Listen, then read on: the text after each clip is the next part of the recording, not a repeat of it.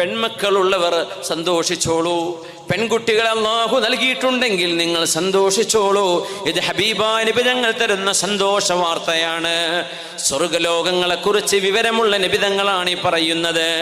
മനിബതുലിയ ബിശൈഇൻ മിൻ ഹാദിഹിൽ ബനാത്ത്, പെൺമക്കളെ അല്ലാഹു തന്നതിൽ പിറകെ നിങ്ങൾക്ക് എന്തെങ്കിലും ദാരിദ്ര്യത്തിന്റെ പ്രയാസം, സാമ്പത്തികമില്ലാത്ത പ്രയാസം നിങ്ങൾ അനുഭവിക്കുന്നുണ്ടെങ്കിൽ ഫസ്വബറ അലൈഹിന്ന, ആ മക്കളെ വിവാഹം ചെയ്ത് അയക്കുന്നത് വരെ ആ പെൺമക്കളെ ക്ഷമയോടെ നിങ്ങൾ പോറ്റി വളർത്തുകയാണെങ്കിൽ കുന്നലഹു ഹിജാബം മിനന്നാർ, ഈ പെൺമക്കൾ നിങ്ങൾക്ക് നരകത്തിൽ നിന്ന് മറയായി വരും.